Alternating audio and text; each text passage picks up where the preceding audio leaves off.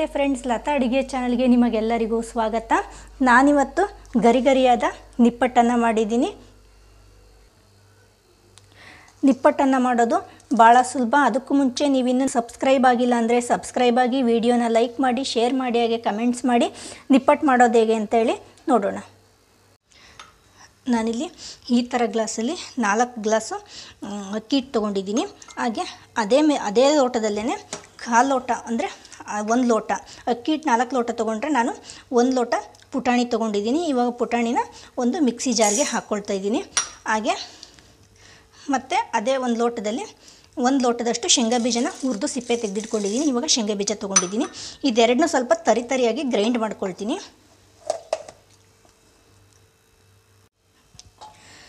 ನಾನಿಲ್ಲಿ ಶೇಂಗಾ ಬೀಜ ಮತ್ತು ಪುಟಾಣಿನ ಈ ಥರ ತರಿಯಾಗಿ ಗ್ರೈಂಡ್ ಮಾಡ್ಕೊಂಡಿದ್ದೀನಿ. ಇವಾಗ ನಾನು ಅದನ್ನು ಅಕ್ಕಿ ಹಿಟ್ಟೊಳಗಡೆ ಹಾಕ್ತಾಯಿದ್ದೀನಿ.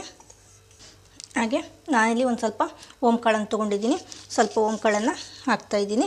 ಹಾಗೆ ರುಚಿಗೆ ತಕ್ಕಷ್ಟು ಉಪ್ಪನ್ನು ನೋಡಿಬಿಟ್ಟು ಹಾಕ್ಕೊಳ್ಳಿ. ಹಾಗೆ ಖಾರಕ್ಕೆ ನಾನು ಇಲ್ಲಿ ಖಾರದ ಪುಡಿನ ಹಾಕ್ತಾಯಿದ್ದೀನಿ. ನೀವು ಬೇಕಾದರೆ ಮೆಣಸಿನ್ಕಾಯಿನ ಸಣ್ಣದಾಗಿ ಹೆಚ್ಚು ಕೂಡ ಹಾಕ್ಕೋಬೋದು. ನಾನಿಲ್ಲಿ ಖಾರದ ಪುಡಿ ಹಾಕಿದ್ದೀನಿ. ಹಾಗೆ ಒಂದು ಸ್ವಲ್ಪ ಜೀರಿಗೆ ಪುಡಿನ ಸೇರಿಸ್ಕೊಳ್ತಾ ಇದ್ದೀನಿ. ಹಾಗೆ 4ರಿಂದ 5 ಕಡ್ಡಿಯಷ್ಟು ಕರಿಬೇವು, ಒಂದು ಸ್ವಲ್ಪ ಕೊತ್ತಂಬರಿ ಸೊಪ್ಪನ್ನು ಹಾಕ್ಕೊಳ್ತಾ ಇದ್ದೀನಿ. ನಾನಿಲ್ಲಿ 1-2 ಟೇಬಲ್ ಸ್ಪೂನಷ್ಟು ತುಪ್ಪ ಹಾಕ್ತಾಯಿದ್ದೀನಿ. ನೀವು ಬೇಕಾದರೆ ತುಪ್ಪ, ದಾಲ್ಡಾ ಅಥವಾ ಎಣ್ಣೆನ ಕಾಸ್ಬಿಟ್ಟು ಕೂಡ ಹಾಕ್ಕೋಬೋದು. 1-2ರಿಂದ 3 ಟೇಬಲ್ ಸ್ಪೂನಷ್ಟು ಹಾಕ್ಕೊಂಡಿದ್ದೀನಿ. ಇವಾಗ ಇದನ್ನು ಸ್ವಲ್ಪನೇ ನೀರು ಹಾಕ್ಕೊಂಬಿಟ್ಟು ನಾನು ಕಲಿಸ್ಕೊಳ್ತೀನಿ. ಉಪ್ಪು ಖಾರನ ಇವಾಗ ಏನು ಕಲಿಸ್ಕೊಳ್ತೀರಲ್ಲ, ಕಲಸಿಬಿಟ್ಟಾದ್ಮೇಲೆ ನೋಡ್ಕೊಳ್ಳಿ. ಕಡಿಮೆ ಆಗಿತ್ತು ಅಂದರೆ ಮತ್ತೆ ಬೇಕಾದರೆ ಇನ್ನೊಂದು ಸ್ವಲ್ಪ ಹಾಕ್ಕೋಬೋದು.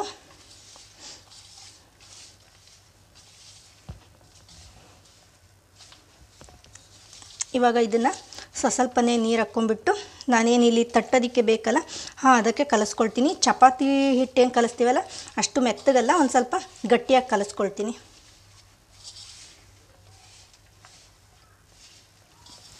ಇವಾಗ ನಾನಿಲ್ಲಿ ಹಿಟ್ಟನ್ನು ಅದಕ್ಕೆ ಕಲಸಿಟ್ಕೊಂಡಿದ್ದೀನಿ.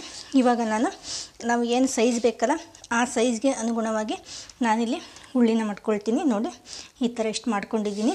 ಇವಾಗ ನಾನಿಲ್ಲಿ ಒಂದು ಕವರ್ ತೊಗೊಂಡ್ಬಿಟ್ಟು ಕವರ್ಗೆ ನಾನು ಎಣ್ಣೆ ಹಚ್ಚಿದ್ದೀನಿ. ಹಾಗೆ ಲಟ್ಟಣಿಗೆ ಕೂಡ ಎಣ್ಣೆ ಹಚ್ಚಿಟ್ಕೊಂಡಿದ್ದೀನಿ. ಇವಾಗ ಇದನ್ನು ಉತ್ಕೊಳ್ತೀನಿ.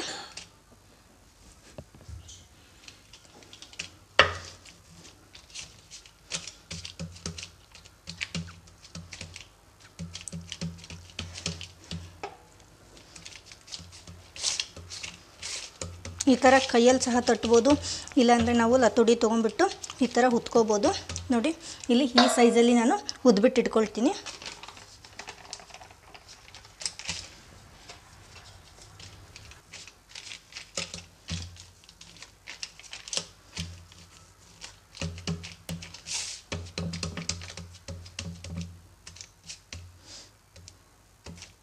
ಜಾಸ್ತಿ ದಪ್ಪ ಮಾಡ್ಕೊಳಕ್ಕೆ ಹೋಗ್ಬೇಡಿ.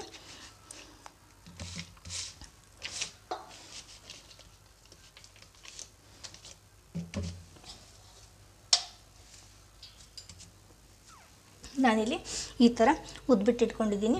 ಹಾಗೆ ಇಲ್ಲಿ ನಾನು ಒಂದು ಪ್ಯಾನ್ ತೊಗೊಂಡ್ಬಿಟ್ಟು ಎಣ್ಣೆ ಹಾಕಿದ್ದೆ. ಎಣ್ಣೆ ಚೆನ್ನಾಗಿ ಕಾದಿದೆ. ಇವಾಗ ನಾನು ಇದನ್ನು ಒಂದೊಂದಾಗೇ ಎಣ್ಣೆಯಲ್ಲಿ ಬಿಡ್ತಾ ಹೋಗ್ತೀನಿ.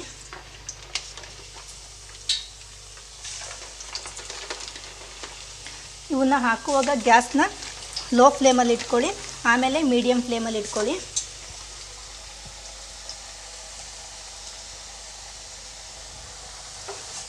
ಹಾಕಿದ ತಕ್ಷಣವೇ ತಿರುಸಕ್ಕೆ ಹೋಗ್ಬಾರ್ದು, ಇಲ್ಲ ಅಂದರೆ ಇದು ಒಡೆದೋಗ್ಬಿಡುತ್ತೆ.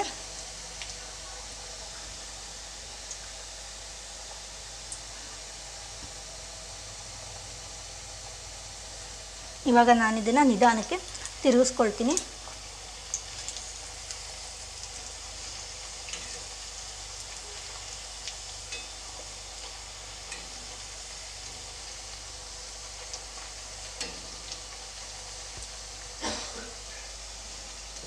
ಗ್ಯಾಸ್ನ ಮೀಡಿಯಮ್ ಫ್ಲೇಮಲ್ಲಿಟ್ಟು ಮಾಡ್ಕೊಳ್ಳಿ, ಇಲ್ಲಾಂದರೆ ಒಳಗಡೆ ಎಲ್ಲ ಹಸಿ ಆಗೇ ಇರುತ್ತೆ.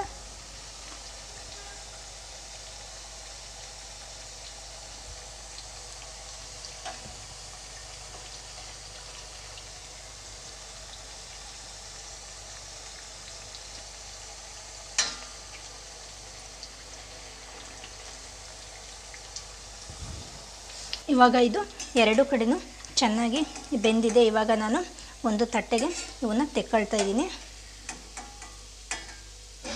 ಇದೇ ರೀತಿ ನಾನು ಉಳಿದಿರೋ ಹಿಟ್ಟಲ್ಲಿ ಮಾಡ್ಕೊಳ್ತೀನಿ.